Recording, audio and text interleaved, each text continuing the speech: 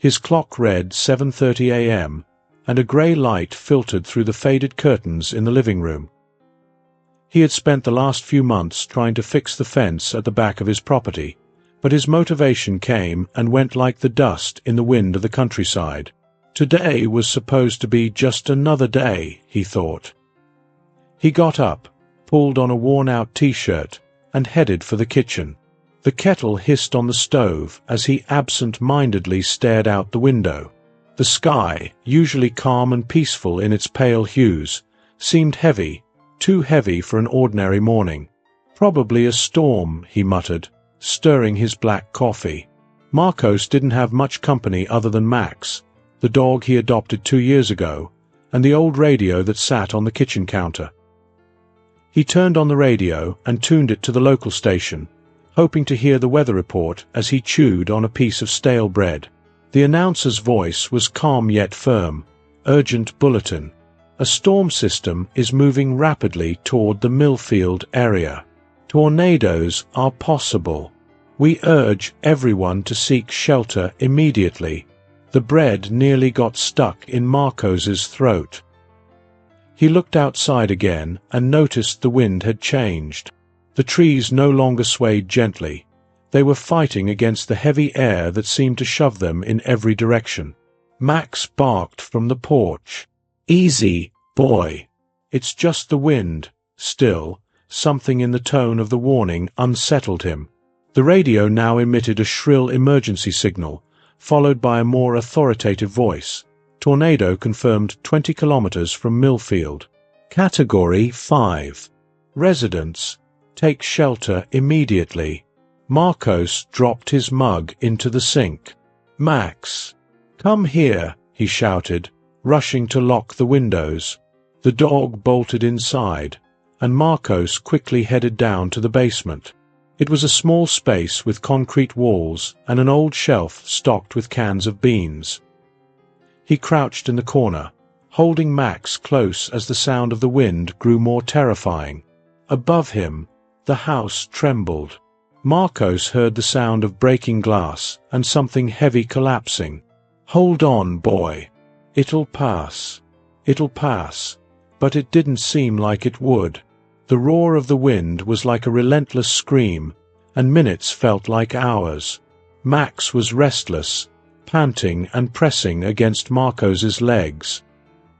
He tried to stay calm, but the sound of wood being torn apart made him clench his eyes shut. Finally, the noise began to subside. Slowly at first, then more quickly. Everything fell eerily silent. Marcos hesitated for a moment before getting up to open the basement door. When he stepped out, the sharp smell of splintered wood mixed with the humid air hit him. The sight was horrifying. Uprooted trees, fallen poles, and a chaos of debris scattered everywhere. His house had lost part of its roof, and the porch looked ready to collapse. "My God!" he murmured as Max nervously sniffed the ground. Walking cautiously toward the street, Marcos saw just how severe the situation was. The neighboring house was completely destroyed, reduced to a pile of wood and concrete. He saw no one around, only the occasional sound of things falling and the wind whispering through the wreckage. Then he heard it, a faint but distinct sound coming from his left. "Is someone there?" he shouted, looking around. The sound came again, a muffled cry. Marcos ran toward what used to be the elementary school. The structure was unrecognizable. The walls had crumbled, leaving exposed chunks of concrete and beams. "Help!" he yelled as he climbed over the debris. "If you can hear me, keep making noise." The crying became clearer, and he followed the sound. Finally, he saw movement. A small piece of blue fabric caught under a beam. "I'm here. I'll get you out," he said, unsure if the person could understand him. Marcos began pulling pieces of wood and concrete with his bare hands, ignoring the splinters slicing into his skin. He had to be quick. The sky was still dark, and there were signs the storm wasn't over. "You'll be okay. Just stay with me." After a few minutes of effort, he managed to lift the beam enough to pull out the small body beneath it. It was a little girl, no more than 8 years old. Her eyes were wide, her face covered in dust and tears. She clutched a notebook to her chest as if her life depended on it. "Are you hurt?" Marcos asked, kneeling beside her. She shook her head slightly but didn't say a word. "All right. Can you walk?" He tried to touch her arm, but she recoiled. "Hey, it's okay. I'm a friend, okay? I'll help you." The girl hesitated before reaching out her hand. Marcos carefully lifted her, holding her as if she were made of glass. "What's your name?" he asked as they walked back through the rubble. She didn't answer, only tightened her grip on the notebook. Marcos realized she was in shock. "That's okay. You don't have to talk right now. We'll get out of here." As they approached his house, Marcos glanced at the girl again. She was so small, so fragile, yet she seemed to carry the weight of the world at that moment. He tried to make small talk. "Were you at school? Was there anyone else with you? Parents? Siblings?" The girl finally looked at him, her large eyes brimming with tears, but still she said nothing. He decided not to press further. On the street, the few people who were there were crying and desperate. No one knew who the girl's parents were. They went back to Marcos's house, and when they arrived at the damaged porch, Max ran up to greet them, but Marcos held him back so he wouldn't scare the girl. "Don't worry about him. He's just a silly dog. He won't hurt you." She took a hesitant step back, but then relaxed when Max sat calmly beside Marcos. "Let's go inside. You're safe now." Inside the damaged but still livable house, thanks to the numerous reinforcements Marcos had made over time, he felt something different. He couldn't explain it, but there was something about the girl that made him want to fight against the isolation he had chosen. As improbable as it seemed, he felt that she needed him just as much as he needed a reason to keep going. Marcos watched the girl as she sat on the floor, curled up like a wounded bird. The small notebook, now stained with dust, remained pressed against her chest. He didn't know what to do or say. It had been years since he'd had any meaningful interaction with anyone, let alone a child. Max cautiously approached, his tail wagging slowly, trying to appear friendly. The girl glanced at the dog, her eyes still fearful, but she didn't back away. "He's harmless. You can pet him if you want," Marcos suggested, his voice softer than he intended. She looked at him briefly, as if assessing whether she should trust him. She hesitated for a moment, but then reached out her thin hand to touch Max's head. The dog, satisfied, lay down beside her, wagging his tail more enthusiastically. "Good choice, kid," Marcos remarked, trying to ease the tension. "Max likes everyone. Me, not so much." The girl didn't react, but her shoulders relaxed slightly. Marcos headed to the kitchen, which had been minimally damaged by the wind, still trying to organize his thoughts. What would he do with her? Where were her parents? Had they survived the tornado? He opened the refrigerator, which had miraculously stayed in place, and took out a bottle of milk and a piece of bread. "Are you hungry?" he asked as he returned to the living room, holding the plate with trembling hands. She didn't reply, but her eyes followed the bread for a moment before looking away. "Look, I know this isn't much of a feast, but it's all I've got for now." He crouched down, placing the plate on the coffee table. "Eat a little, okay? You need to keep your strength up." The girl glanced at him again, then at the bread. Marcos stepped back, sitting in a worn-out armchair across the room. He watched her as she finally reached for the piece of bread, nibbling slowly. "Do you have a name?" he tried again, attempting to sound friendly. The girl stopped chewing and shook her head no, her eyes fixed on the notebook. "You don't want to talk? That's okay. I get it. Sometimes, not talking is easier." She remained silent, but her hand stroked the notebook more frequently, as if it were the only thing connecting her to the world. Marcos sighed and looked out the window. The street was unrecognizable, a maze of debris and fallen trees. He knew he needed to go out and look for help, but at the same time, he felt he couldn't leave her alone. "Listen," he began, looking at her again. "I don't know what happened to your family, but—" he hesitated, the words feeling too heavy to say. "I'll take care of you until we find them. You can trust me, okay?" The girl didn't respond, but she seemed to be listening. Max barked suddenly, and Marcos looked out the window to see two men walking down the street. They were carrying bags of something and appeared to be scavenging through the wreckage of the neighboring houses. "Looters," Marcos muttered, his jaw tightening. He turned back to the girl. "I need you to stay inside, okay? Don't open the door for anyone." She clutched the notebook tighter and nodded, her wide eyes full of fear. Marcos went to the door and locked it. He picked up a sturdy piece of wood he used in his workshop and positioned himself near the window. The men stopped on the sidewalk in front of the house, eyeing the damaged roof and the destroyed porch. "Hey, let's check this one out.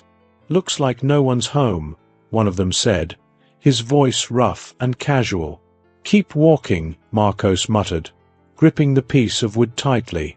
One of the men began climbing the porch steps, but before he could reach the door, Max started barking furiously. The man stepped back, raising his hands. Okay, someone's home. Let's go." The other man grumbled something, but the two moved on, disappearing among the debris. Marcos waited a few minutes before relaxing.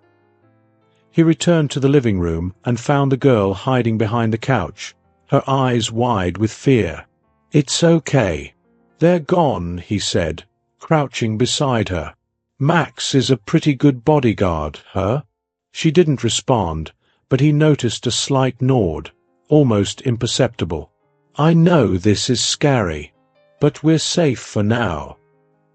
He extended his hand to help her up, and this time she accepted. It was the first voluntary interaction she'd had with him, and Marcos felt a small wave of relief. As the day dragged on, he tried to keep her comfortable. He made weak tea and improvised a space on the couch with blankets. By early evening, as the sun disappeared on the horizon, he noticed she was dozing off, still clutching the notebook. He sat in the armchair, watching her. There was something deeply vulnerable about her, but also a quiet strength. Why didn't she speak? Was it the shock? Or something else? Marcos grabbed a blanket and carefully covered her, trying not to wake her. He sat back in the armchair and sighed. He didn't know what the next day would bring, but he knew one thing. He wouldn't leave her alone. Max lay down beside the couch, as if he too had taken on the task of protecting her. The house was silent, except for the occasional sound of the wind outside. Marcos closed his eyes, but sleep didn't come easily. Memories of his own family flooded his mind, bringing back a pain he thought he had buried. He looked at the girl and murmured to himself, "I don't know who you are, but I promise I'll do everything I can to keep you safe." Her notebook reflected a faint glow under the flashlight's beam, and for a moment he wondered what secrets it held. Secrets? Memories? He didn't know. Marcos woke to the sound of water dripping from the damaged roof of the house. The rain had started again during the night, turning the already stifling air into an oppressive, humid mix. He sat up slowly, feeling the weight of the previous day's events. The girl was sleeping deeply on the couch, with Max lying at her feet like a silent guardian. She still clutched the notebook to her chest, as if it were the only thing keeping her tethered to the world. Marcos couldn't sleep. Physical exhaustion was no match for the turmoil in his mind. That tornado hadn't just destroyed the village. It had unearthed memories Marcos had spent years trying to bury. He looked down at his hands, still dirty and scratched from the debris, and let out a heavy sigh. Max lifted his head, as if sensing the tension in the air. Marcos stretched his hand to pet him, but his back ached with the movement. The dog lay back down, but his eyes remained fixed on his owner. "This is just as hard for you as it is for me, huh, boy?" Marcos muttered, glancing at Max. He got up, trying not to make a sound, and stepped outside the cabin. The cold, damp night air wrapped around him, making him shiver. The rain had lessened, but the mud made the ground slippery. He sat on a fallen log, resting his elbows on his knees, and stared at the horizon cloaked in clouds. The solitude of the night brought back a familiar weight. The silence seemed to amplify the voices of the past that he tried so hard to ignore. He closed his eyes, trying to push away the image of Emily and Liam, but it came crashing back with force. "I should be with you now," he murmured, his voice breaking. It was the first time in a long while that he allowed the pain to surface. He clenched his fists as if he could crush the feeling. Instead, silent tears slid down his face. "You know what to do, Marcos. You always knew." He could almost hear Emily's voice. It was soft yet firm, just as she had been in life. He shook his head, trying to free himself from the memory, but something deep inside him knew he had to face it. He couldn't move forward while running away. "Why me?" he whispered, looking up at the dark sky. "Why was I the one who survived?" Inside the cabin, Sophia opened her eyes at the sound of the creaking door. Still half asleep, she noticed Marcos wasn't there. Clutching her notebook, she got up quietly and walked to the entrance. Outside, she found Marcos sitting on the log, his shoulders slumped, head bowed. He seemed to be talking to himself, but Sophia couldn't hear what he was saying. She stood still for a moment, unsure of what to do. Marcos finally noticed her presence and lifted his head. The faint moonlight illuminated Sophia's curious eyes. He took a deep breath, trying to wipe away the traces of emotion still evident on his face. "Couldn't sleep," he said, his voice hoarse. Sophia took a few steps closer, clutching the notebook to her chest. She tilted her head slightly, as if asking, "Why?" He sighed, looking down at the ground. "Sometimes, the things you think you've buried come back, and when they do, they hurt." He smiled faintly, as if it were a private joke only he understood. Sophia sat down beside him, the notebook resting on her lap. She watched him with an attentiveness that seemed far beyond her years. "I had a family," he said after a long silence, his voice unsteady. "A wife, Emily, and a son, Liam." Sophia's eyes widened, surprised. It was the first time he had mentioned anything about his life. We were happy. Not perfect, but good." He stopped, shaking his head as if reliving a moment. Emily was amazing, strong, determined, and Liam, well, he was just a little boy trying to grow up too fast. Marcos chuckled, but the sound quickly faded into a sigh. Sophia, still silent, slowly opened her notebook and began drawing. "One day. It all ended. It only took one night." He paused for a long time, gathering the strength to continue. "We were driving home from dinner. It was Emily's birthday. A truck ran the light. I didn't see it in time." His voice cracked, and he closed his eyes to hold back the tears. "Emily died instantly. Liam was in the hospital for a week." He looked down at his hands, as if still seeing the blood from that night. A whole week, and I couldn't save him. Since then, I isolated myself in this forgotten place. I never want to live in a big city again. Sophia stopped drawing but didn't look at him. Her small hands gripped the pencil tightly. "You know what's worse?" Marcos asked, staring at the sky. "I survived. And I never knew why." Sophia finished her drawing and turned the notebook toward him. The picture was simple yet full of meaning. A family of 3 holding hands under a tree. Above them, a small ray of sunlight broke through the clouds. Marcos froze, his gaze fixed on the drawing. He swallowed hard, feeling the weight of pain and hope battling within him. It's beautiful," he said quietly. "Thank you, Sophia." She pointed to the drawing and then to him, as if trying to say something. "Do you think it's still possible?" he asked, more to himself than to her.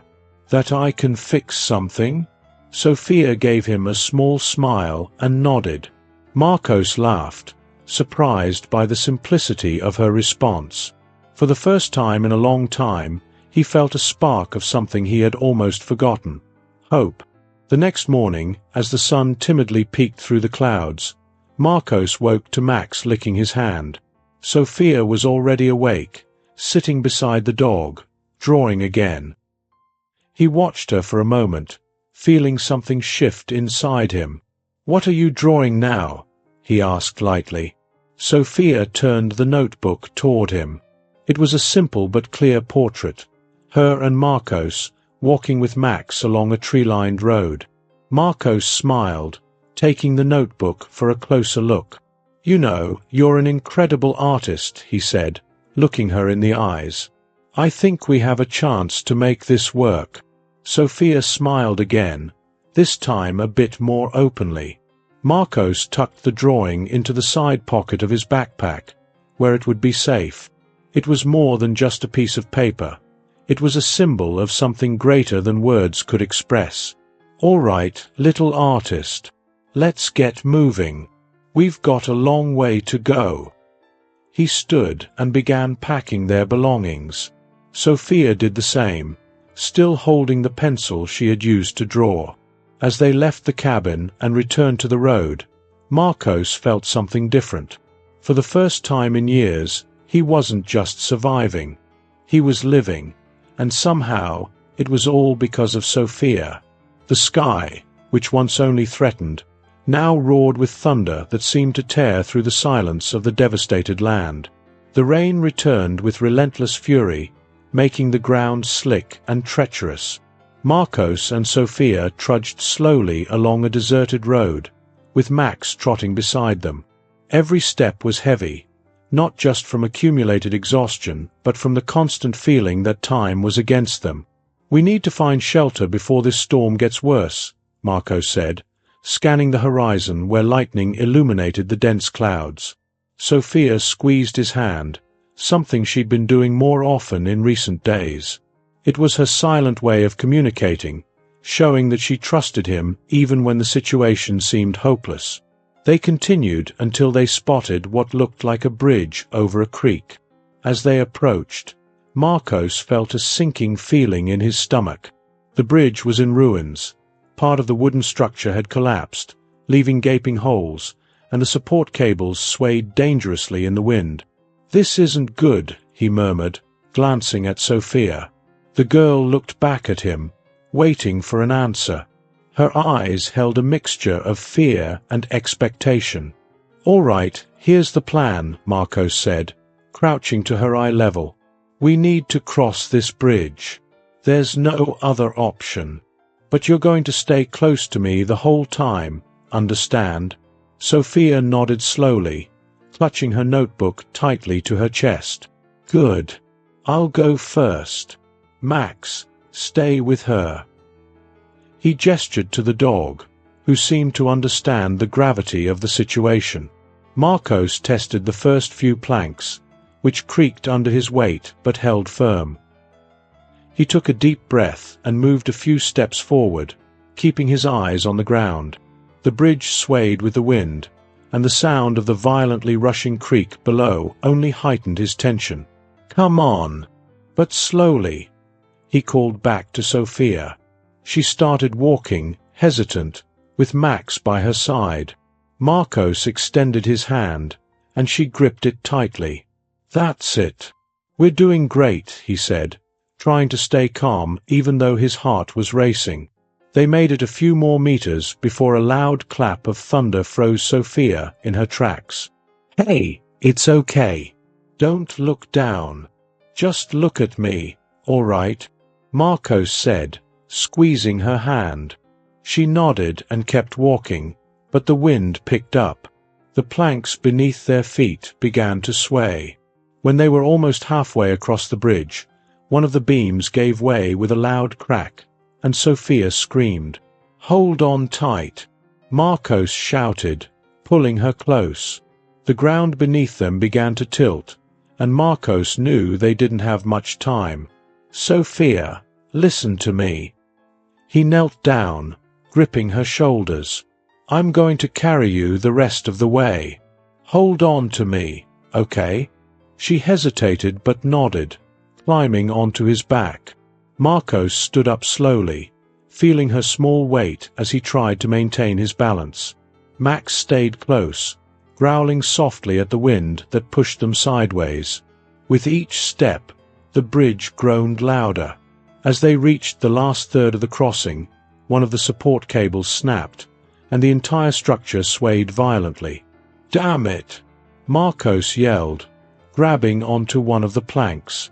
Sophia clung to him even tighter, her terrified screams piercing through the roar of the storm. Marcos looked toward the end of the bridge. They were so close, yet it seemed impossible to reach. "It's going to be okay. I promise." His voice sounded more confident than he felt. With one final push, he ran for the remaining stretch of the bridge. But just as they were about to reach safety, another beam gave way beneath his weight. He managed to toss Sophia forward onto solid ground, but he himself slipped, dangling from the edge. "Marcos!" Sophia screamed for the first time, her desperate voice cutting through the storm. He was startled to hear her say his name, but there was no time to dwell on it. "Stay there! Don't move!" he shouted as he struggled to pull himself up. Sophia, however, ignored his instructions. She crawled toward him, reaching out her small hand. "No, go back. It's dangerous," he yelled. But she didn't retreat. Using all the strength she could muster, she grabbed his arm while Max bit down on his jacket to help. With a final effort, Marcos managed to haul himself back onto the bridge. They ran together to the end, collapsing onto the ground once they finally reached solid land. The relief was short-lived.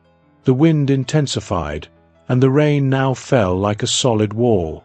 They needed immediate shelter. That's when Marcos spotted a crumbling structure in the distance. It looked like an old house, almost entirely destroyed, but with a small hatch on the ground. "Quick, let's head there," he shouted, grabbing Sophia's hand. They ran toward the house, with Max close behind. Marcos pried open the hatch with difficulty, revealing a small, damp cellar. He pushed Sophia inside and followed, carrying Max in his arms. The cellar was cramped, filled with cobwebs, and smelled of mildew, but it was safe. Marcos collapsed onto the floor, gasping for air. It was only then that he noticed the sharp pain in his side. Looking down, he saw blood seeping from a deep cut along his ribs. "Ah, damn it," he murmured, pressing his hand to the wound. Sophia's eyes widened with fear as she noticed the blood. "Hey, it's okay. I'll be fine." He tried to smile, but the pain made him grit his teeth. Without hesitation, Sophia opened her notebook and tore out several pages. She used them to press against the wound while rummaging through the backpack for anything that could help. She found the blanket and ripped it into strips to improvise a bandage. "You know what you're doing, huh?" Marcos said, trying to lighten the mood. Sophia didn't respond, but her movements were steady and determined. She pressed the makeshift bandage against the wound and tied it as tightly as she could. Okay. That's tight enough," he groaned, half laughing and wincing at the same time. Sophia gave him a small smile, though her eyes were filled with tears. "Hey, don't cry, okay? I've been through worse." He held her hand, trying to reassure her. Sophia leaned into him, burying her face in his chest as she hugged him. "It's okay, kid. I'm here." Marcos closed his eyes, feeling the warmth of her embrace.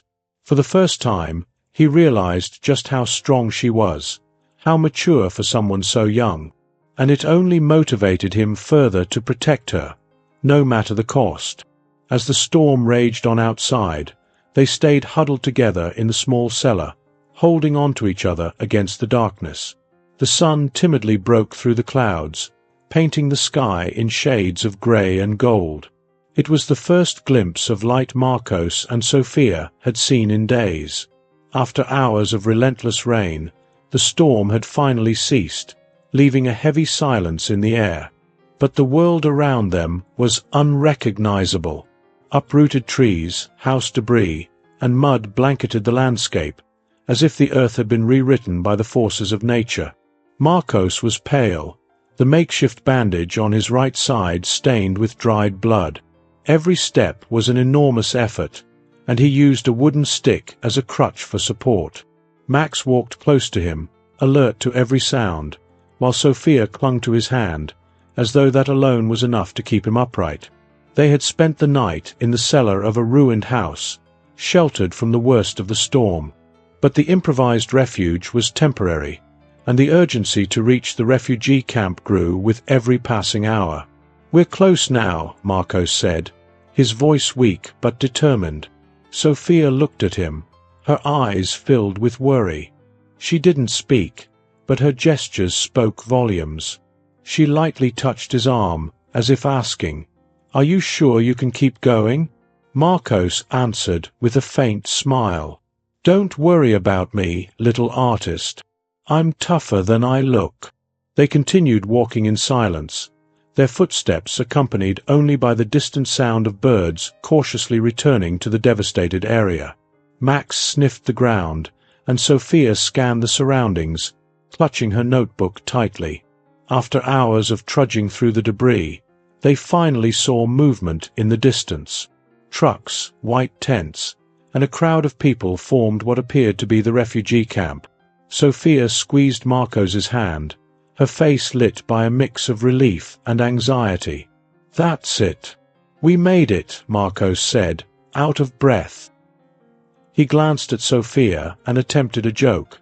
"I bet they have real food in there.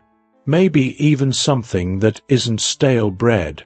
Sophia gave a faint smile, but her eyes remained cautious as she observed the camp. As they entered the site, a woman wearing an orange vest and a name badge approached them. She carried a tablet and looked exhausted, but maintained a professional demeanor. "Welcome. Are you injured? Do you need immediate medical attention?" she asked, quickly assessing them. "I think so." Marcos gestured to his side, where fresh blood had begun to seep through the bandage again. "All right, come with me." The woman signaled to a nearby volunteer. "Take him to the infirmary." Marcos looked at Sophia, who was clinging tightly to his hand. She shook her head frantically, as if to say, "Don't leave me." "It's okay, calm down," Marcos said, kneeling down with difficulty to meet her eye level. "You're coming with me, all right? I promise I won't go anywhere without you." She hesitated for a moment, but finally loosened her grip enough for the volunteers to guide them to a large white tent. Inside the infirmary, Marcos was placed on a cot while Sophia sat nearby, watching every move the doctors made. A grey-haired man examined the wound and sighed. "You're lucky.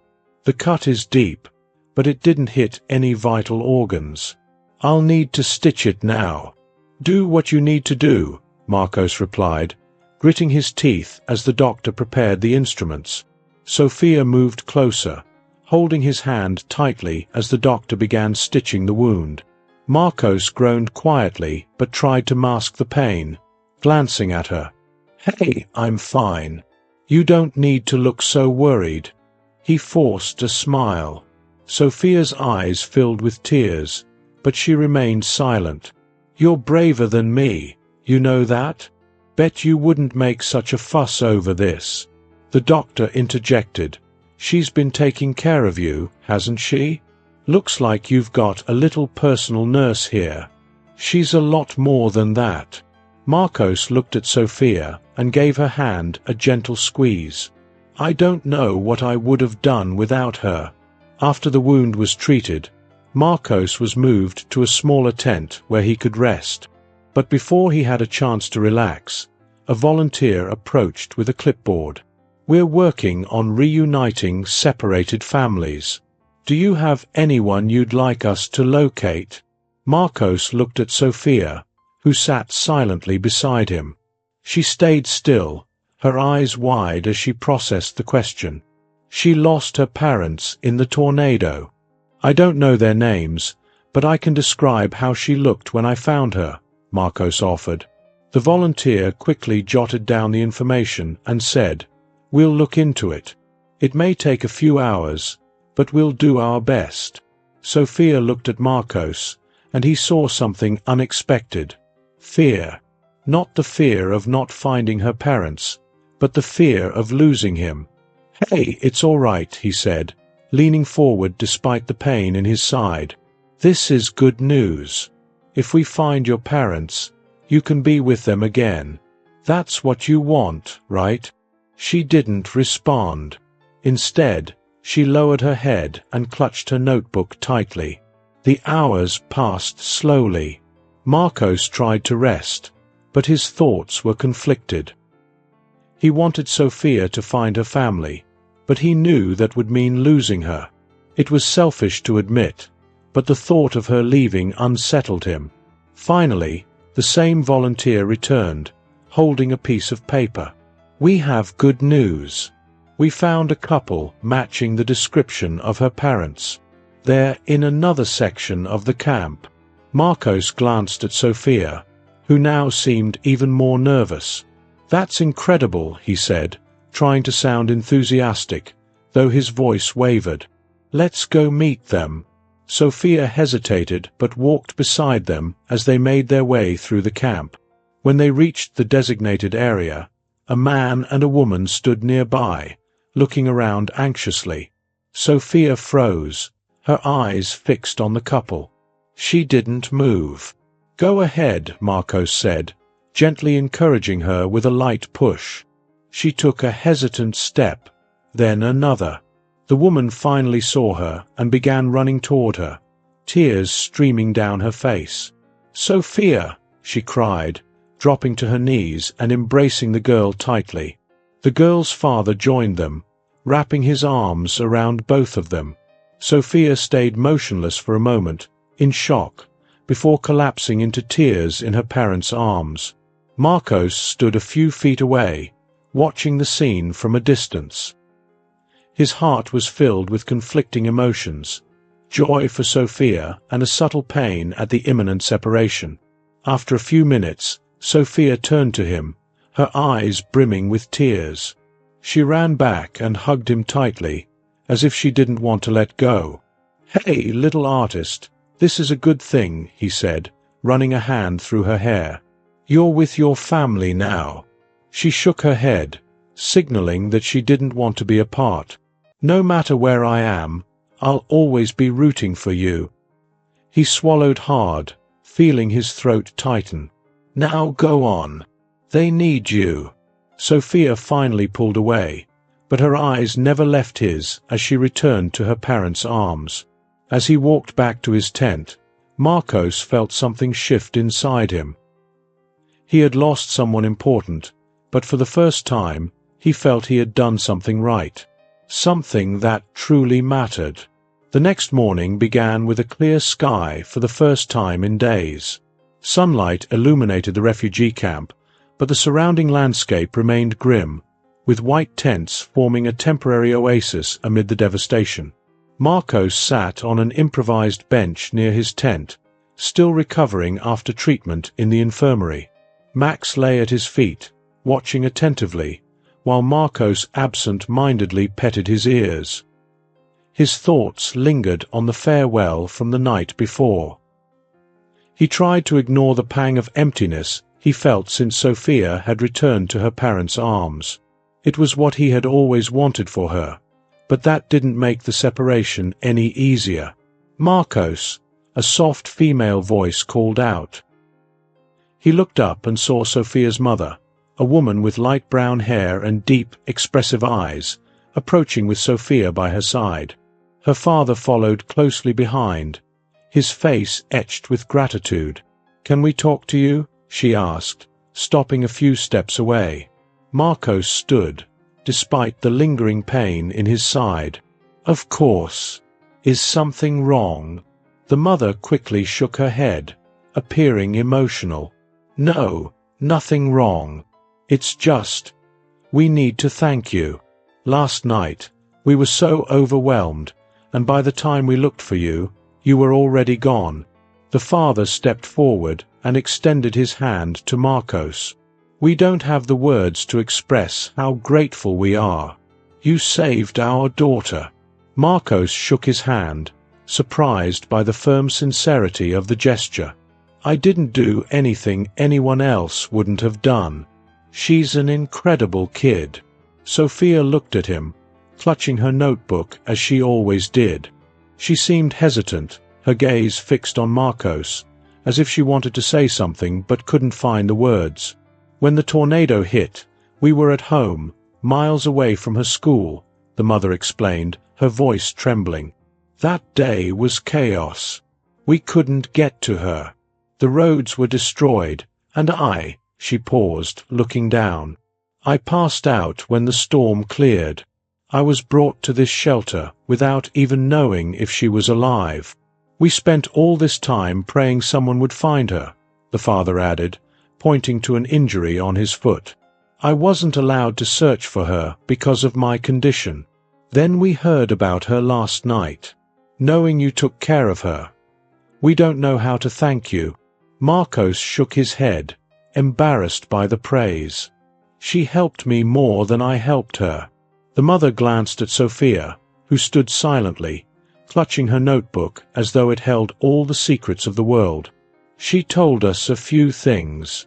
About how you protected her. About your journey together." Marcos looked away, fidgeting with his fingers, uncomfortable with the attention. "It was hard, but she was amazing. Stronger than any child should have to be." Suddenly, Sophia stepped forward and took Marcos's hand. He looked down at her, surprised, as she opened her notebook and showed him a new drawing. It was him, building something, with Sophia by his side holding tools. In the background, there was a house and children playing near a school. Marcos stared at her, unsure of what to say. "Is this what you want?" he asked softly.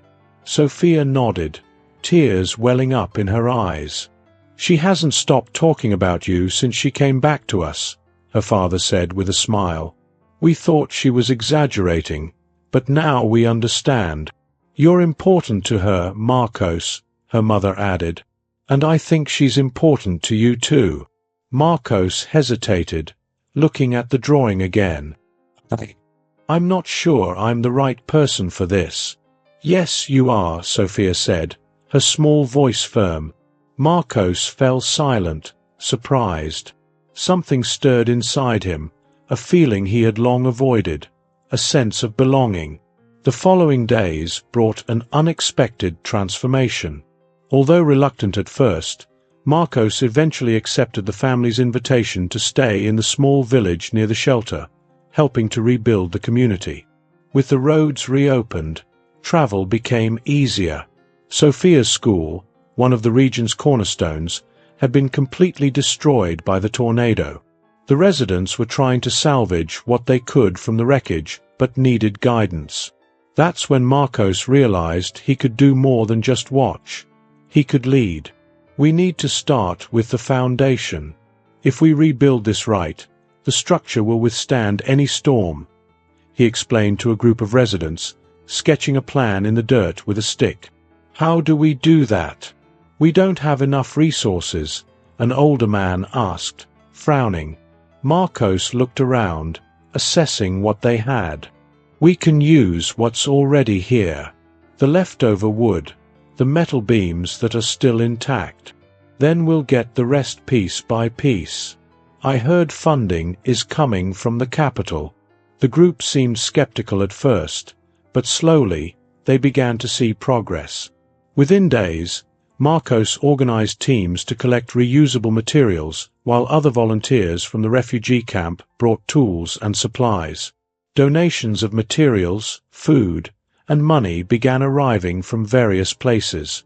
Sophia was always by his side, watching intently as he worked. She rarely spoke but constantly drew, filling her notebook with images of the school being rebuilt, houses rising from the ruins, and residents smiling. You like watching things come together, huh?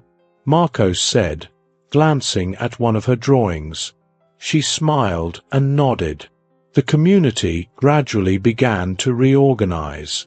People who had once been lost in the chaos now had something to believe in, and Marcos, without realizing it, had become a central figure in that effort. Do you have a knack for this, you know? Sophia's father said one day while helping to raise a wall. For what? Marcos asked, wiping sweat from his forehead. For leading. These people need someone like you. Marcos chuckled, shaking his head. I'm not a leader. I'm just trying to help. Maybe that's exactly what makes you a leader. Marcos remained silent, but the words stayed with him. When the first classroom of the school was completed, the community held a small celebration. Residents gathered to thank everyone who had helped, and Sophia handed Marcos a drawing. It depicted him smiling, surrounded by the children at the school. In the corner, Sophia had drawn herself holding his hand. Are you trying to tell me something, little artist? He asked, holding the paper carefully. Sophia smiled and nodded, as if to say, You already know. Marcos looked around at the people who now relied on him, at the children playing among the construction beams, and at Sophia, who looked up at him as if he were invincible. For the first time, he felt he had found a purpose. I think you're right, he said, smiling. In that moment, he knew he wasn't alone anymore. The sun hung high in the sky, casting a golden light over what had once been a landscape of destruction. Now, signs of rebuilding shone everywhere.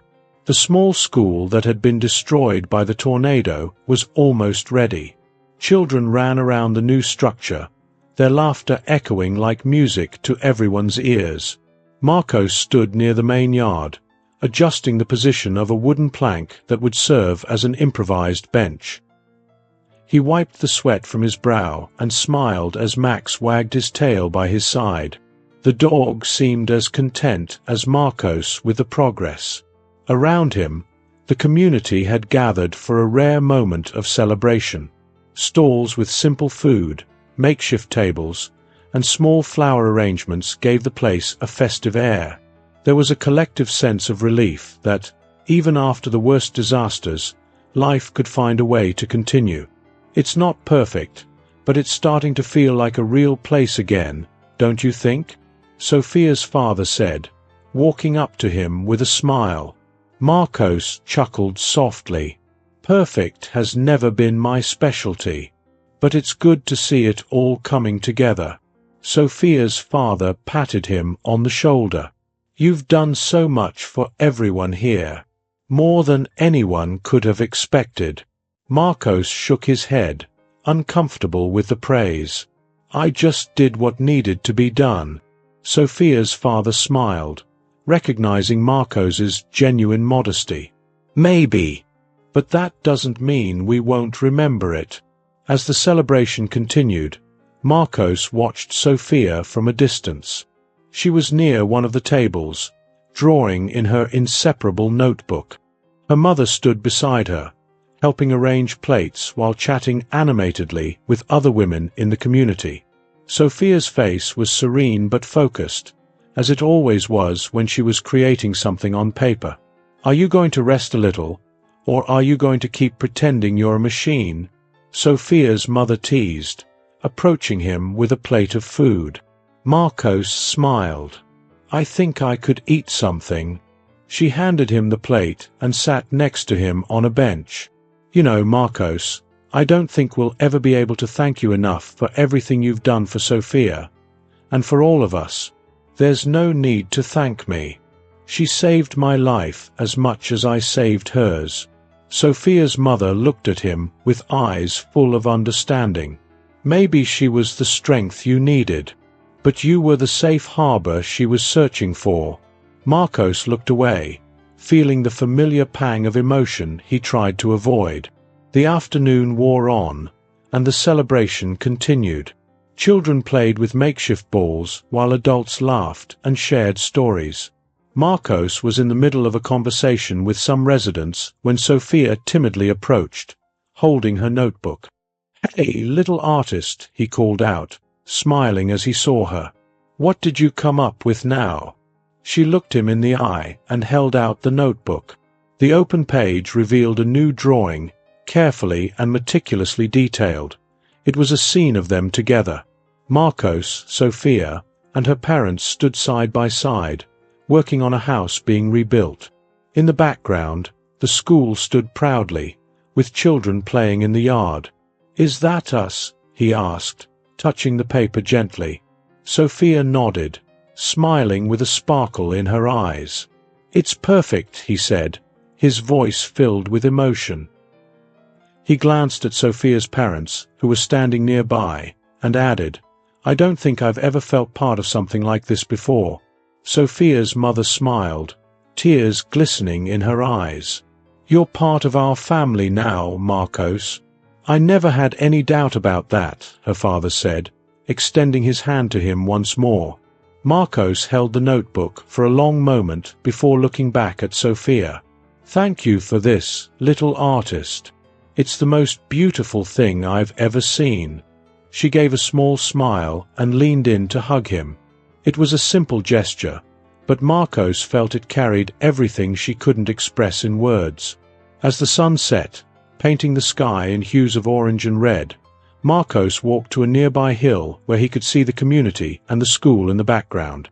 Max followed him, lying down beside him as he gazed at the horizon. He thought about the journey that had brought him here, the man he was before the tornado, lost and isolated, and the man he had become since then. "Would you call this a new beginning, Max?" he asked, petting the dog. Max wagged his tail, as if silently agreeing. Marcos smiled, feeling a comforting warmth in his chest. For the first time in years, he wasn't alone. He had a family, a purpose, and a place where he belonged. He looked out at the horizon, where the first stars were beginning to appear, and felt a quiet certainty that, no matter what the future held,